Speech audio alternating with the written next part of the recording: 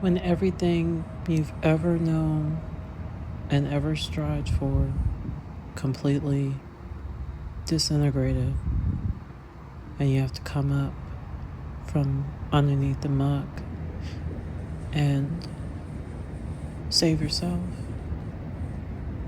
This is my story.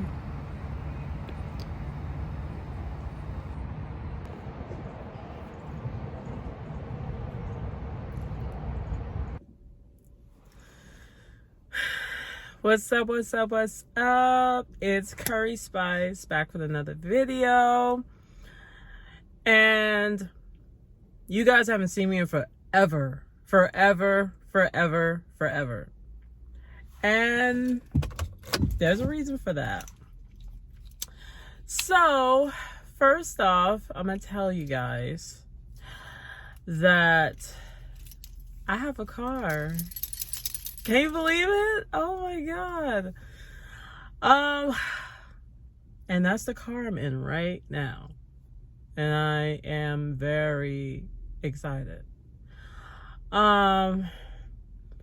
I'm here filming in a place that I haven't been to since I was with my girlfriend that I recently broke up with. So this is kind of a surreal experience to be here. There was this place in Rockwall by the water, and it has all of the places to eat. There's a restaurant called Gloria's, and that's pretty much the area that I'm at right now. So there's a lot that's going on with me, and I don't even know where to begin. So from that last video till now, I've been through a lot. I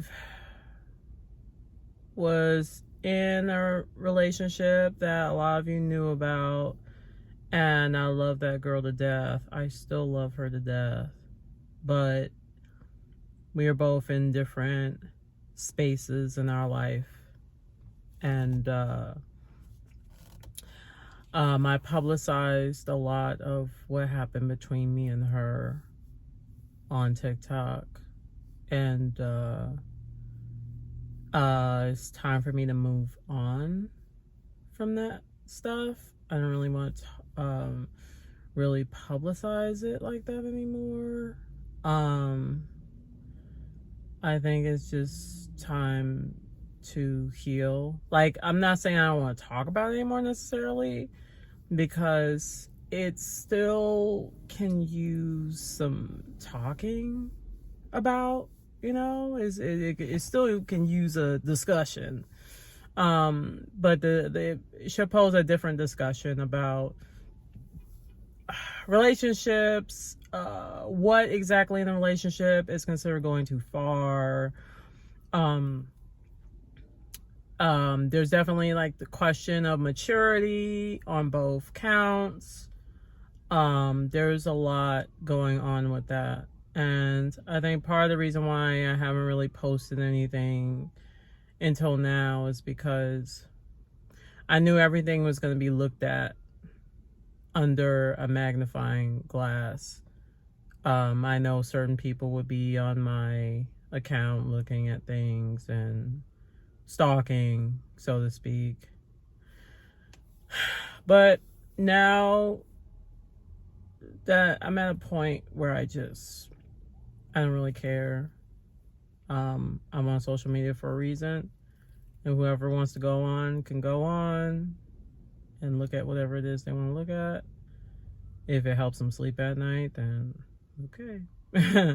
But so I was in my last relationship for a year and a half, on and off. I actually lost count of how many times I broke it off with this person. Probably if it added up to 15 to 20 times, I wouldn't be surprised. And I didn't want to break it off, which is why I went back in the first place. But then I realized I was doing myself a disservice by pretty much continuing to tolerate certain treatments that I didn't want to tolerate. And this is like a story. It's a story about, and I hate to say this because I've used this word a lot, but there's a lot of people out there. There's a lot of them out there. And just because you are selfish, because everybody's selfish, but does that make you a narcissist? Not necessarily. But in this particular case, yes, it's a story about narcissism. I called the person out about it, and they even agreed with me at one point. But the only thing is that it was nothing they were willing to do about it. At least not anything that lasted longer than 10 minutes. You know? And I'm not, this video was not to bash anybody. Like I said, I still, to this day, love that girl to death. I never stopped loving her. But then I realized that I had to love myself first. You get what I mean? And I lived in her car for 3 months. You know what I mean? We were in the motel system for 3 months. And then her grandmother was diagnosed with colon cancer. And then she moved in to be closer to her grandmother. It's a part of her immediate family. And I understand that 100%, standing by your grandmother, because if you guys don't know, my grandmother raised me from a baby up until I was 14 when she died. So my grandmother was in the middle of raising me. And you can imagine how devastating that was. And till this day, I still have issues because of that. It was definitely, you know, a detriment to me. And like, not anything bad on her, my grandmother, you know, you can't help when you're gonna die. But it's like, but at the same time, that experience gave me abandonment issues. And yes, it was a natural abandonment. And I know that if she could have controlled it, she wouldn't have. And I understand that 100%. But abandonment is still abandonment. And that's a big part of that, that stays with me today. So it's like things that I have to work out in therapy. And I am shopping for a new therapist because the last one I had was actually a couples therapist that I was using with the person that I'm no longer with. But yeah, so that's another story. But yeah, so she was by her side, by her grandmother's side, as you know, she should be. You know what I mean? And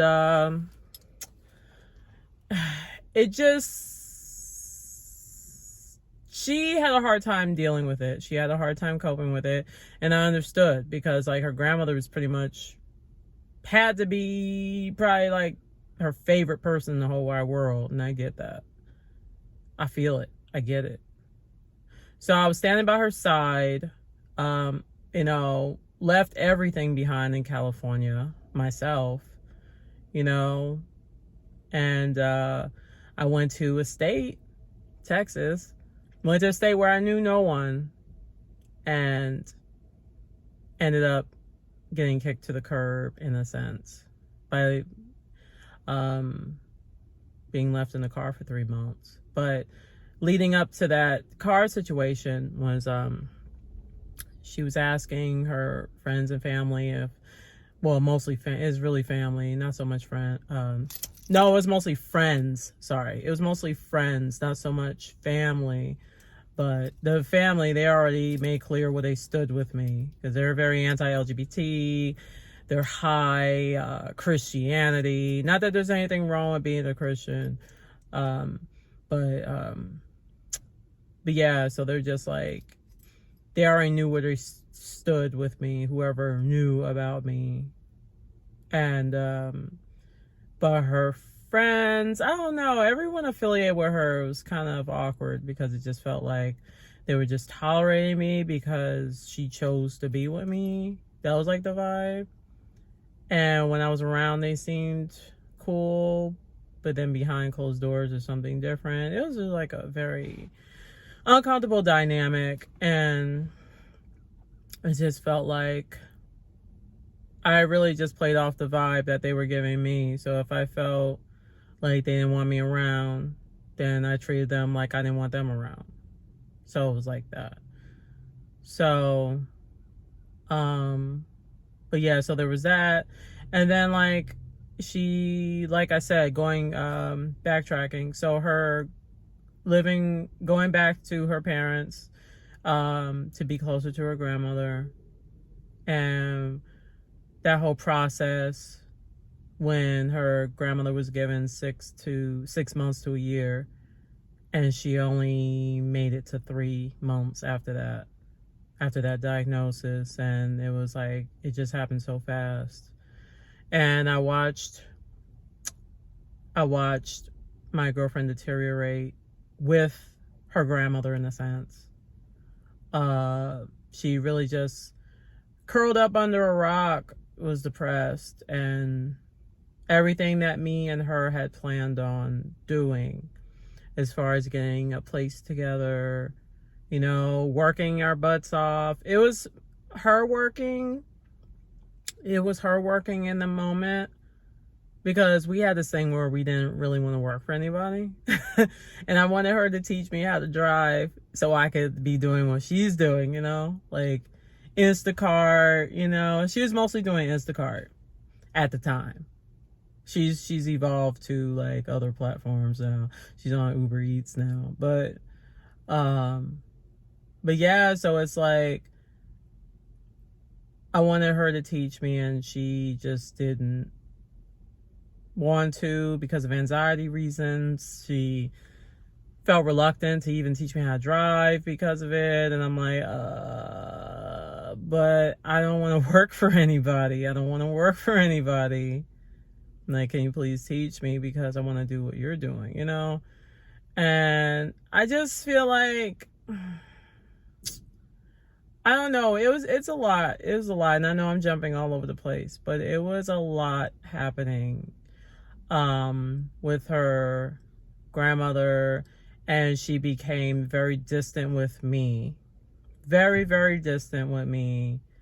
So it was like she abandoned me while I lived in her car, because, she had asked friends, like, because we were trying to escape the motel lifestyle, because we were living there for like $1,700 a month, which is more than a lot of people's rent, at a 1-bedroom in a so-so area.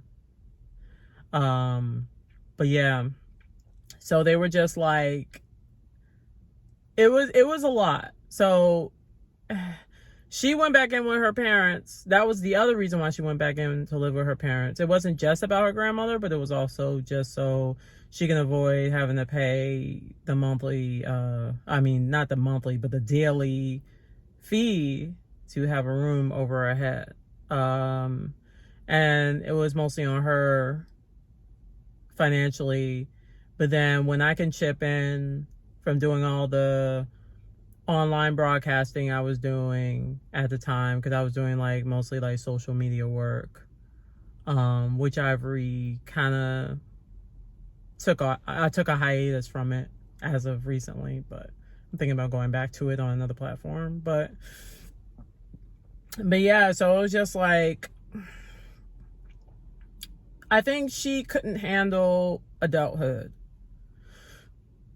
She knows what it feels like to live with your parents and really have nothing to worry about, because you have everything laid out for you. Like, you don't have to pay bills. You don't really have responsibilities in that way. And, when you have everyone, at your beck and call, I mean, they weren't 100% at her beck and call because they're very picky and choosy about it. But it was like, why would you give up a life of luxury, especially in a lavish looking house? And I mean, I'm not saying it's a mansion, but it's still, they do very well for themselves. So it's like, why, yeah, as a 24-year-old, why would you give that up? And I guess that was her mindset. And it conflicted with my mindset as a 40 to 41-year-old woman. And because remember, I was with her for a year and a half and knew her for 2.5 years. And I don't know. I just like, it just felt like I lost a friend. It didn't even really, it felt like I lost a girlfriend too, but I really lost a friend, and that's the part that really hurts me, because that is so hard for her. Like, so hard. I loved her more than anything. I loved her so much. And she hurt me. Big time. Big time. And I still love her, but I have to love her from a distance. She's called me recently, but I don't pick up. I don't pick up. And it hurts, because I want to talk to her, but I can't.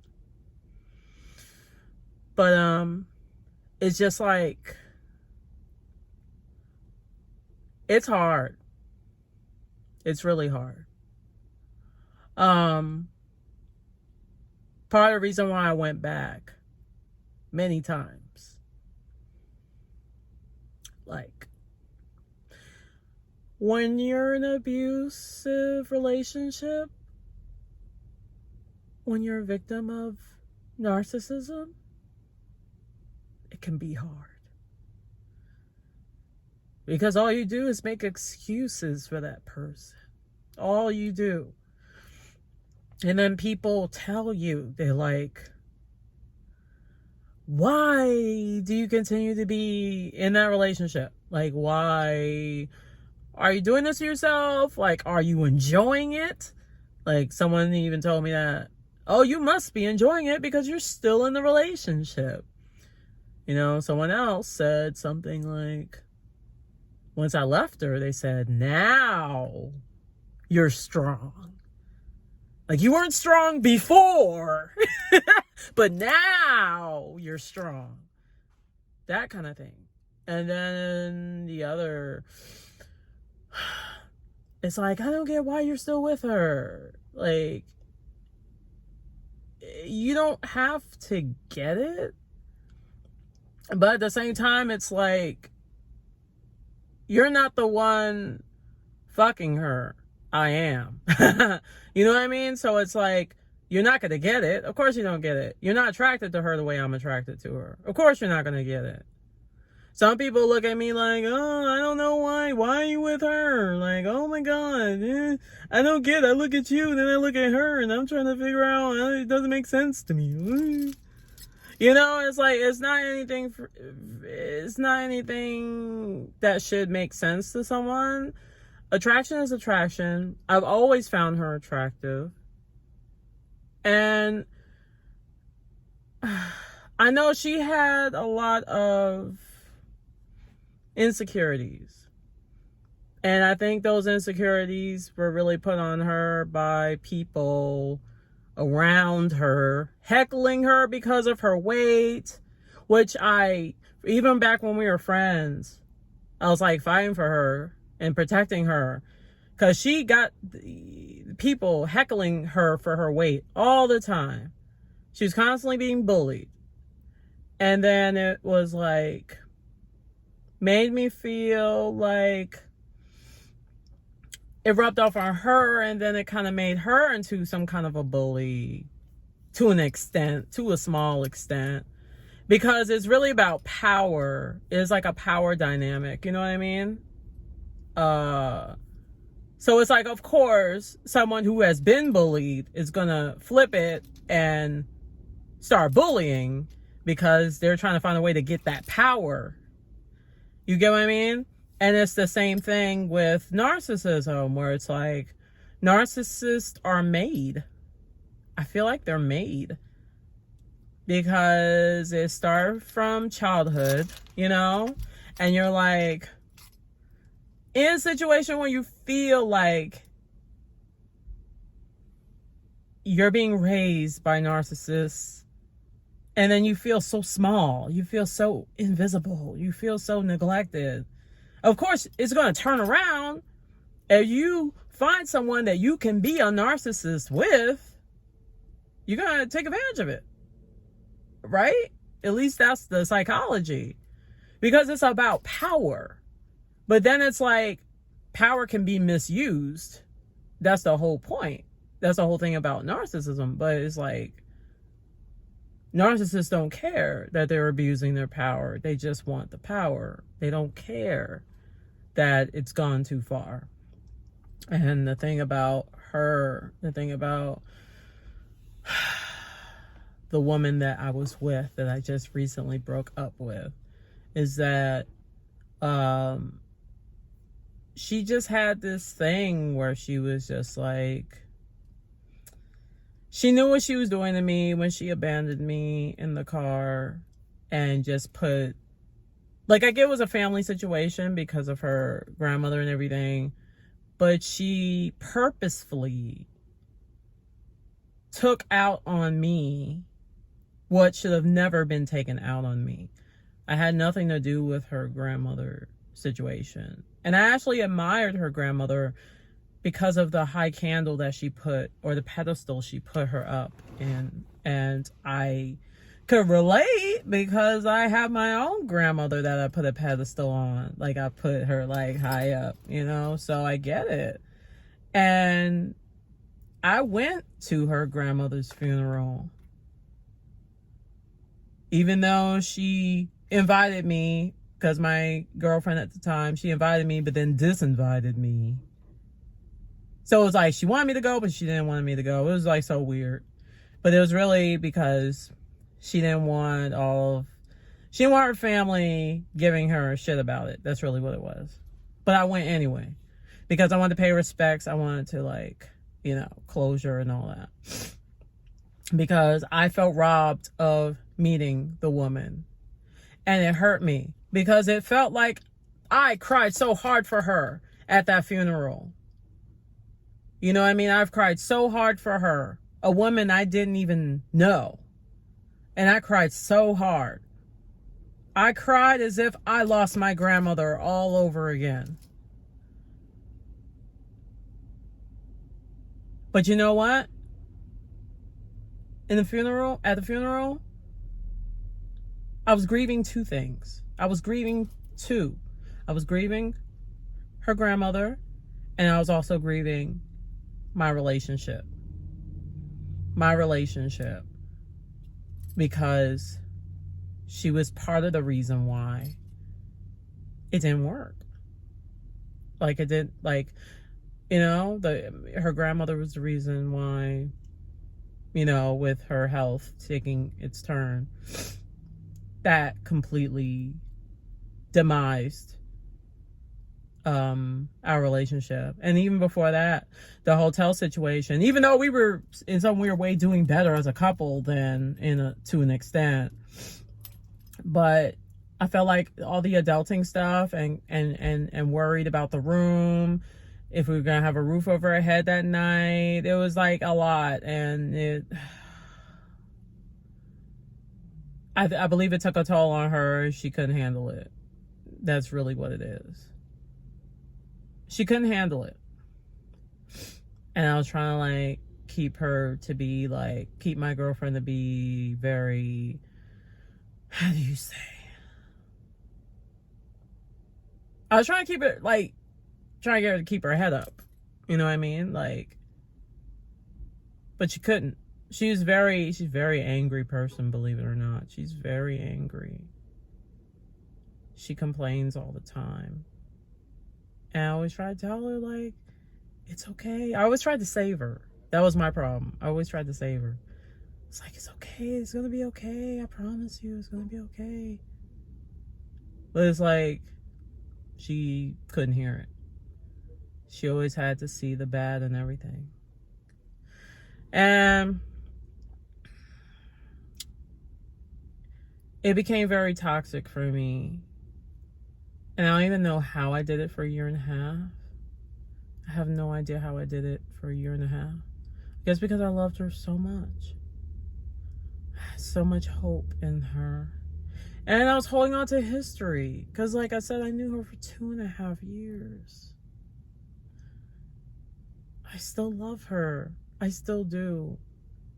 But it's like, love means nothing now. It means nothing.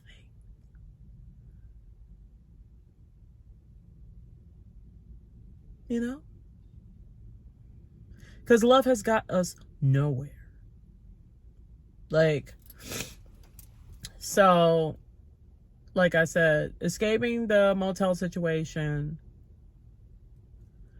you know, she moved in with her parents to be closer with her grandmother and also have a roof over her head where she didn't have to worry about paying rent. And it was my idea to live in a car, but it was only supposed to be for 2 weeks. It was only supposed to be for 2 weeks. But those 2 weeks turned into 3 months. And it took me getting employed at somewhere, a restaurant industry, that was immediately hiring. It took that plus savings that I earned from one of the online, one or two of the, no, it was one of them, online broadcasting apps that I was working on. And that's what it took for me to get out of the car. It took my own efforts. Instead of it taking my girlfriend's efforts to help me get out of the car, because it was like, oh, well, this is how it should have been. Living in a car was already at a rock bottom. And it was during it was cold. It was like winterish months going into spring, but it was still, oh God, it was horrible. Waking up to like under 30 degrees, shivering my ass off, turning on the car for heat. Like, it was bad. Like, imagine waking up in an ice box. That's what it felt like. And like shivering yourself to sleep, wearing like 2 or 3 socks at a time, trying to cover up with as many blankets as possible. It's like no insulation, you know what I mean, in the car. And it was so much going on. Extreme weather conditions, freezing rain, where there's that risk of being iced shut inside of the car. As someone who has claustrophobia, I was never frozen shut inside the car, thank God. But we did what we could to prevent that from happening in the first place. So that's when one of her friends' parents did come in a time or two to help with that. They helped me that night or 2 nights. But other than that, no, I didn't get help because there was a lot of critique. There was not even critique. There was a lot of judgment just about the age, because they looked at me like, she's using you. And it's like, how am I using her? If anything, she's using me. You get what I mean? So it was like, it was a lot. It was a lot of people talking in her ear, just not, wishing us the best, not doing everything in their power to make sure, because that we have a relationship that can thrive. Because I've heard of relationships where, on TikTok, where someone in their 20s is dating someone in their 60s plus. I can't remember, but the relationship works. So the relationship with the May December thing, it can work. It's just a matter of who is in it, like who's doing it. excuse me, I'm burping. But it's like, yeah, it's like, it's a matter of who is doing it. Like, the two parties in a relationship who are mature, if they're mature enough to withstand the test of time and to be able to compromise and also to, like, you know, sacrifice.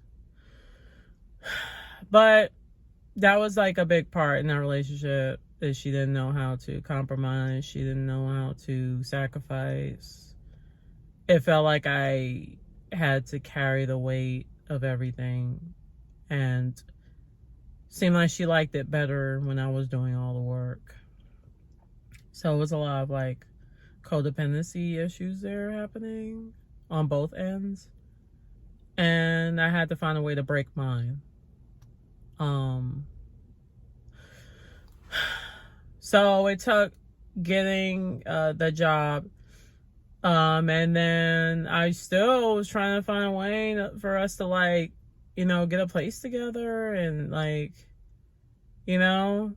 But then I realized that if we did that, then I will be doing all the work and she will just be coasting through doing nothing. And I didn't want to raise a girlfriend. I already have 2 kids. Like, I didn't want to raise a girlfriend. I wanted to, like, start my life with a partner. You know what I mean? And it was a lot. So now to this day, I have a lot. Like, getting out of that situation, now, you know, I went from getting the job in the restaurant industry, and well, actually, no, in this order: living in a car, found a Facebook marketplace ad for a bike, looking for a bike, got the bike, doing a 4-week certification in tech sales, which I still need to look for a job in, doing that from my computer inside the car while I'm living in the car. Graduated from that got my certification the same day her grandmother died, which is crazy. Then I had that. I was going to Starbucks a lot. That's how they know me. Just like, you know, our friendly neighborhood Starbucks. They love me to death. But they know me from that time I was living in the car. And, cause I would be there from like, almost like open to close type thing. Like, I was always there. So then there was that. And then doing DoorDash on the bike while I was living in the car.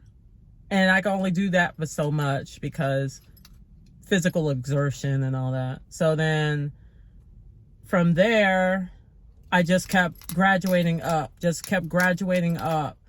Then I looked for a job, immediately hiring. That's when I got this job, the restaurant industry that I'm in right now. Got that job. I was already doing online broadcasting. I was already doing like 2 or 3 different broadcasting gigs while I was living in the car. One of them, 2 of the contracts ended, so then I was focusing just on the one. I think I was doing 3 or 4 actually. So then that ended. Then the rules were changing on another platform. So then I retired away from it.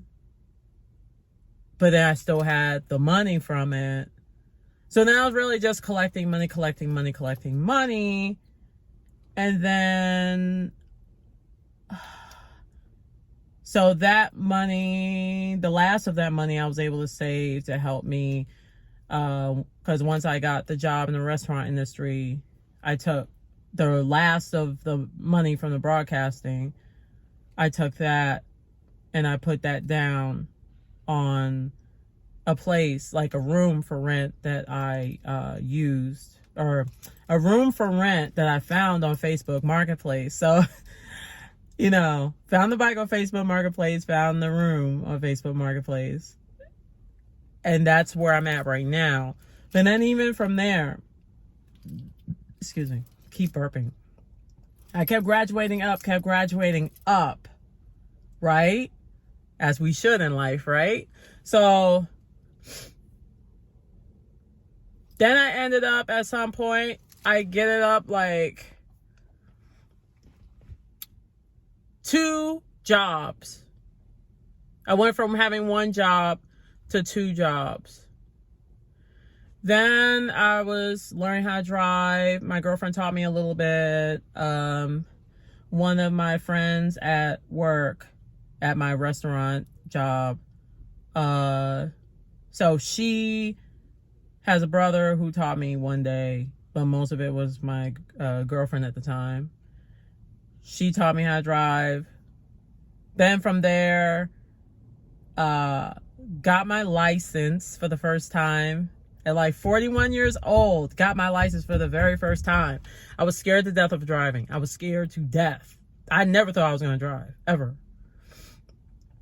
Got my driver's license because I'm trying to make myself stronger, because I'm like, for independence, right? Because that's what I crave, independence. So from there, got my driver's license. Then a week later, got my car, first car. 3 weeks after getting that car, I was rear-ended by a semi-truck. And then after that, I was out of a car for another 3.5 weeks. The first 3 or 4 days, no more than 5, I went back to ride my bike for a little bit. It was exhausting. It was excruciating. It was starting to get cold. And then I had the 2 jobs. So I'm like, okay. Because I actually got a job working in the makeup industry. And that's like my second job. I just got it like going on 3 months now. 3 months ago. So, and then the other job, the restaurant industry one, I've been doing for over 7 months. So it's like, so now it's like, okay. It's a lot. It's a lot. So I found a car for rent. Used that car for 3 months, and it was so tight. Things were so tight. It was a burden on me, keeping up with the daily and the weekly rental amounts. I was doing a lot of Uber Eats and DoorDash to help make up for the cost of everything, and it helped me a lot. And then from there, I was down to my last 2 days of the rental, because the insurance covered the first week, but for total loss situations, they just ended it. They just like, okay, after a week, that's it. And then I had to cover the rest of the rental on my own. But then I just got an email from State Farm saying that they're going to reimburse me for some of it, like maybe somewhere between $350 to $400. I forget exactly how much, but that's not exactly what I paid, but I paid like closer to $1,000, but at least they give me some of it back, so that's good. So then, and I didn't even know they were going to do that. But so from that to now, I'm back. I'm in my second car. This is my second, hopefully. I don't want to say final, because I don't expect this car to last forever. But that's the goal. I want this car to last forever. But yeah, so I'm grateful. I've only had this car for a few days. And I love to drive. I'm taking this baby with me everywhere. Like everywhere. So then now with all the gig economy that I'm doing, I've been doing ever since I had the first car. I've been doing it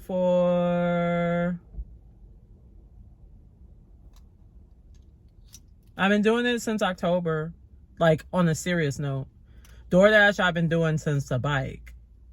You know, like DoorDash, me and DoorDash are like this because of that. But with everything I'm doing, I have 5 jobs.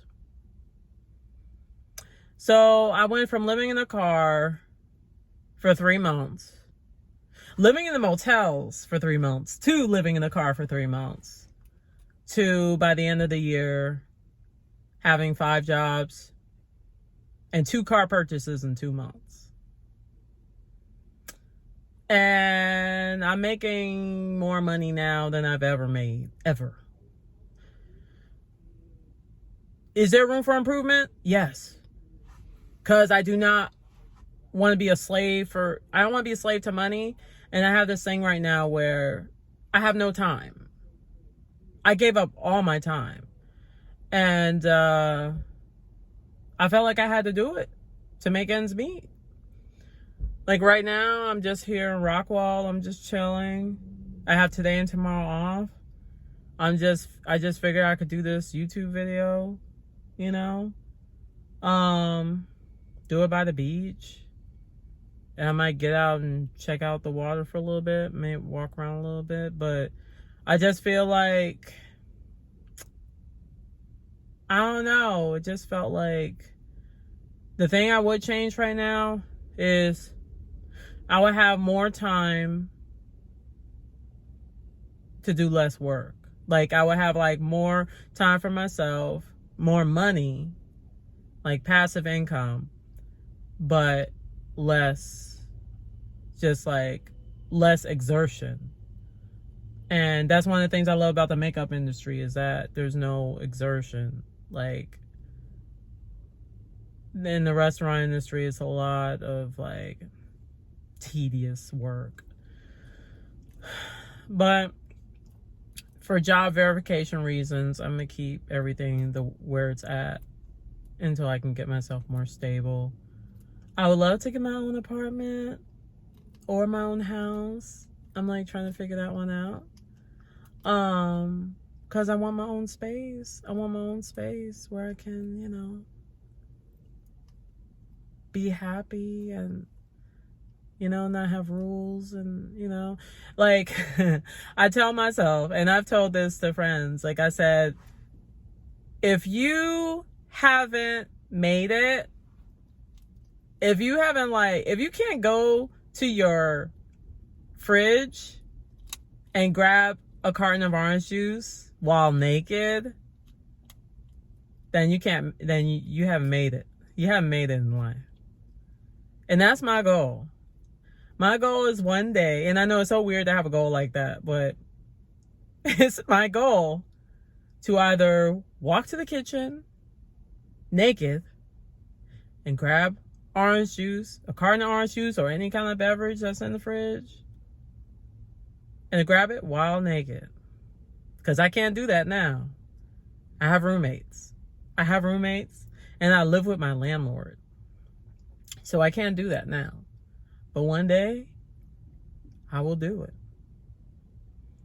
And then someone was telling me about manifestation, and they said, it's yours.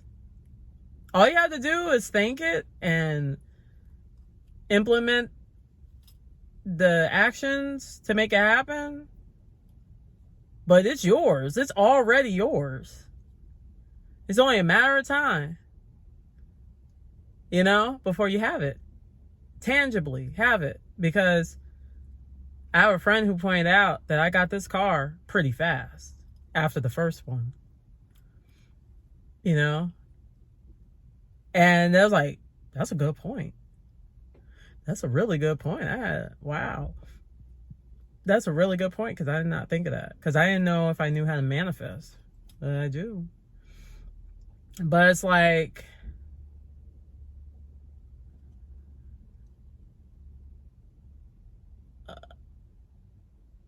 but yeah, I'm just like, it's a lot.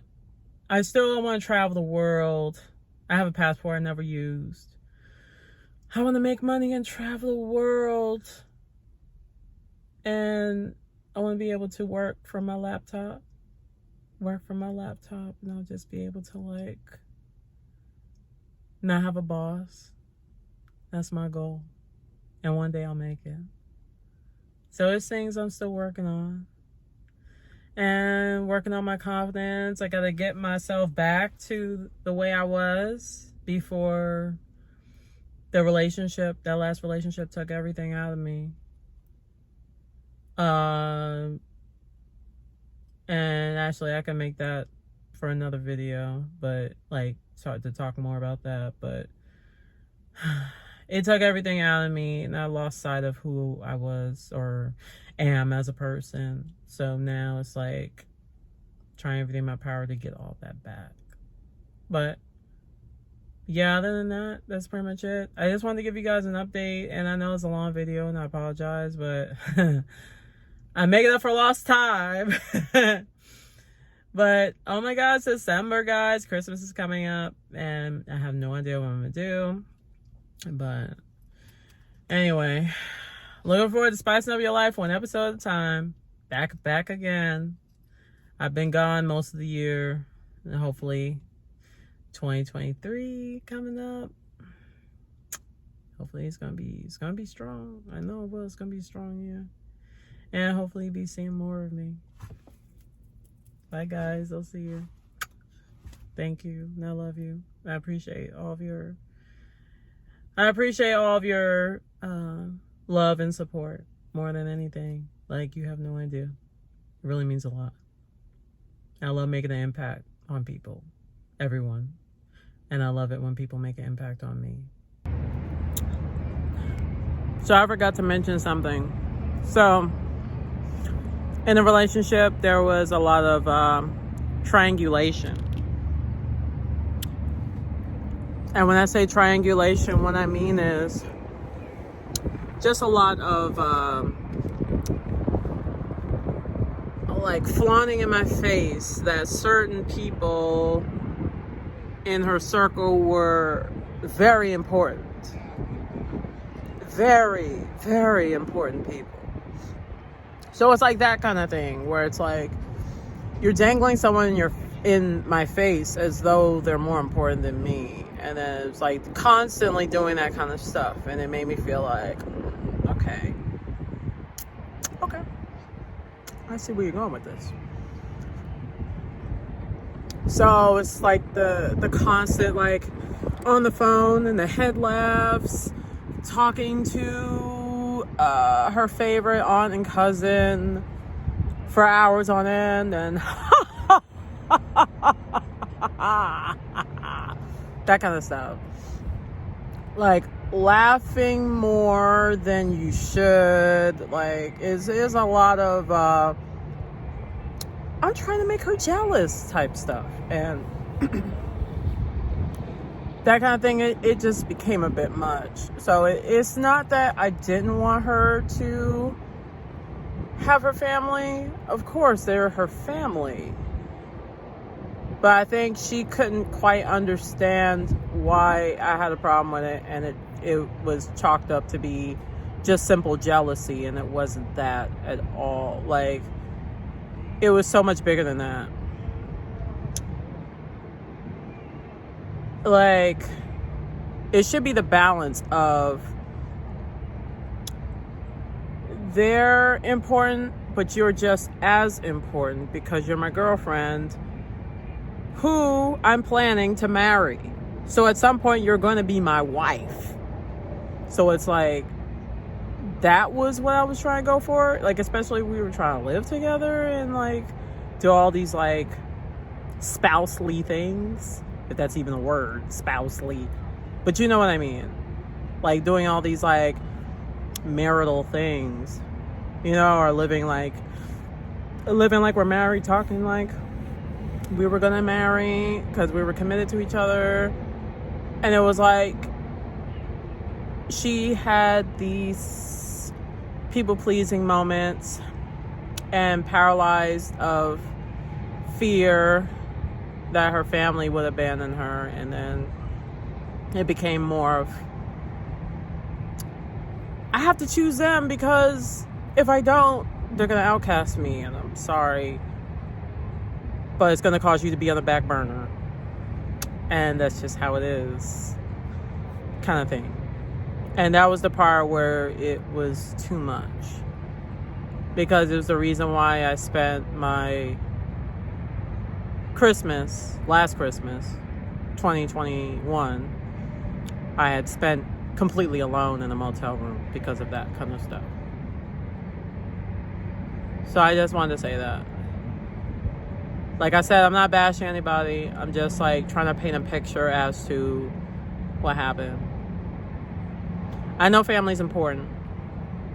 I know people should spend time with their family.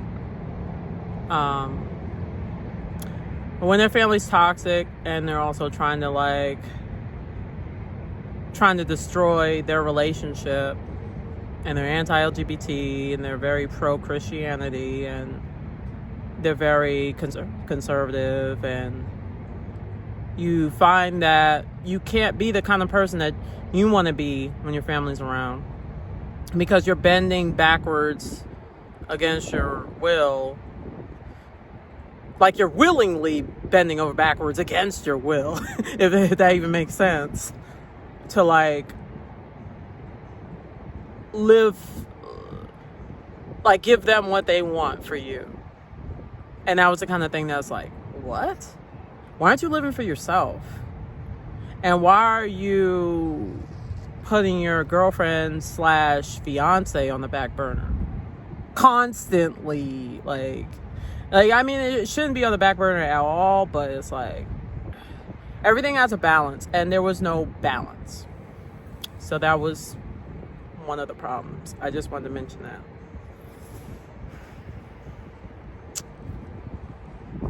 Yep.